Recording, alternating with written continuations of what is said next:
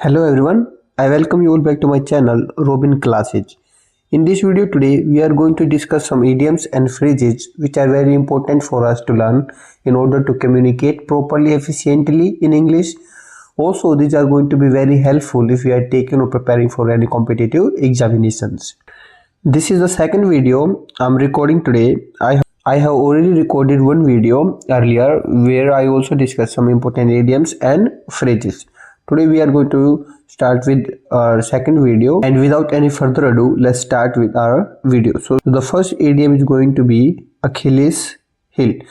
Achilles heel का मतलब हो जाता है कि एक आपकी कमजोरी, दो you are very strong but there is some weakness in you which is going to cause you fail, which is going to cause lapse.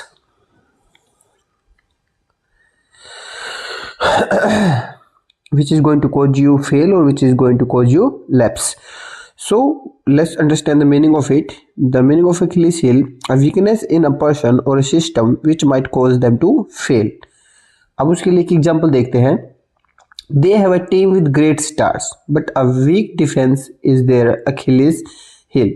बोला जा रहा है कि उनकी जो टीम है इट इज़ वेरी स्ट्रॉन्ग, लेकिन जो उनकी टीम में उनका जो वीक डिफेंस है that is going to cause them fail. वो हो सकता है या हो सकता है कि उसकी वजह से वो फेल हो जाए, लैप्स कर जाए. डन. एक कन्वर्सेशन देखते हैं दो लोगों के बीच में. उसके लिए दो कैरेक्टर हैं. First character is Devik, second is Novio. Devik क्या बोल रहा है? Hey Novio, you look sad. What happened? Okay, you look sad. Sad की इसमें स्पेलिंग गलत हो गई है. You look sad. What happened? क्या हुआ? Novio, my exams are starting from next week. Novio, so what? You are a good student, you'll score good. Novio, I'm a good student, but I know I won't score high enough on the scholarship test because maths is my Achilles heel.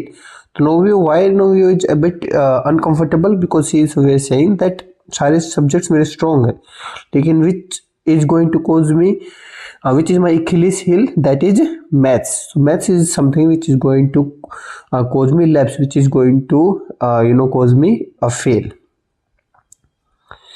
ये इसका reason है. तो समझे, Achilles heel वहां पे use करो जहां पे आपको बोलना है कि this is my weak point. Clear? बढ़ते हैं नेक्स्ट इडियम के साथ.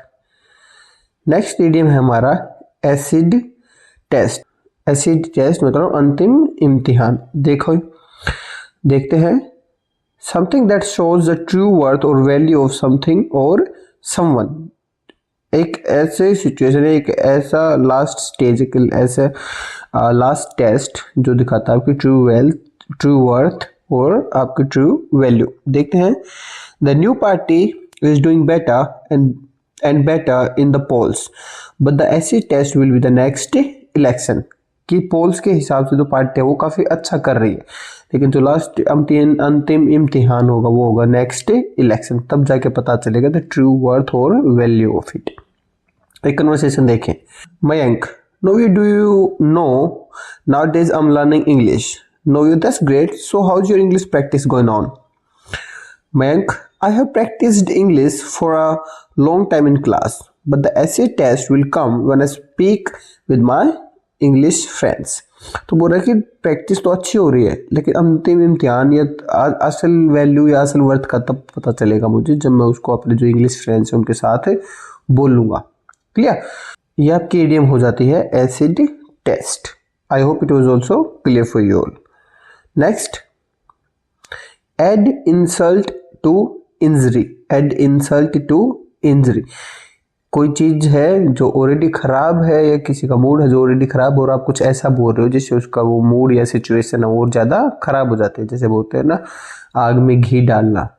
देखते हैं इसका भी meaning. To hurt the feelings of a person who is already upset. एक फ्रेज, एक एग्जाम्पल देखते हैं.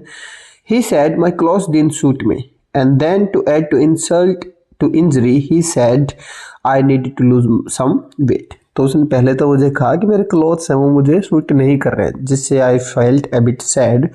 लेकिन वो यहाँ तक नहीं रुका. फिर उसको भी आगे बढ़ाने के लिए, आग में घी डालने के लिए उसने क्या कहा कि मुझे कुछ वेट है उसको भी लूज करने की ज़रूरत है. क्लियर। तो कोई चीज जो पहले ही खराब हो चुकी है उसको और खराब करना। एक इसकी देखते हैं conversation. Ellie, hey what happened, you look very angry. No you, do you know Carino? Ellie, of course I know her, but what happened? Novio, she forgot to send me an invitation to her party yesterday and then added insult to injury by asking to borrow my jacket. उसने एक तो मुझे बुलाया नहीं party में yesterday और फिर मेरी जैकेट वो मुझसे बोरो करने के लिए आ गई। Right? I hope it is also clear for you all. Now moving to the next idiom. The next idiom is afraid of your own shadow. Means a person who is easily frightened. A person who is easily frightened. इसका मतलब क्या हो गया कि एक ऐसा इंसान जो थोड़ा सा डरपोक है। A person who is timid, जो ऐसा पर्सन जिसको जल्दी से डराया जा सकता है, कैसा पर्सन जो जल्दी डर जाता है। देखें, Petty Rosso was robbed on the street. He was afraid of his own shadow. जब उसको स्ट्रीट में उसको लूटा गया, उसके पैसे वैसे छीने गए, उसके बाद से वो खुद की परछाई से भी डरने लग गया है। Then afraid of your own shadow का मतलब एक ऐसा पर्सन जो अपनी परछाई से भी डरता हो। Navya, hey Novio, would you like to come with me for a movie? I have 2 tickets. Novio, what kind of movie is this? Navya, it's a horror movie. Novio, I can't watch horror movies as I am afraid of my own shadow. मैं नहीं देख सकती, मैं तो अपने खुद की परछाई से भी डर जाती हूँ, then let alone the horror movies. Clear? I hope it was also clear. Now moving to the last idiom of the day. Against all odds. It simply means when the situation or the circumstances are not favoring you, they are totally against you, and still you are able to win the situation. At that moment we use against all odds. देखिए meaning, despite many difficulties, opposition or insurmountable obstacles. ठीक है, इनके बावजूद। देखिए एक example, against all odds Canada defeated Brazil in the football final. बिल्कुल नहीं लग रहा था कि कनाडा है वो जीत जाएगी, but still it manage to defeat Brazil in the football against all odds. एक कन्वर्सेशन देखें. नोवियो, yesterday I was watching a movie was very thrilled. Parul, could you tell me something about movie? Novio, yes sure. Movie was based on a true story.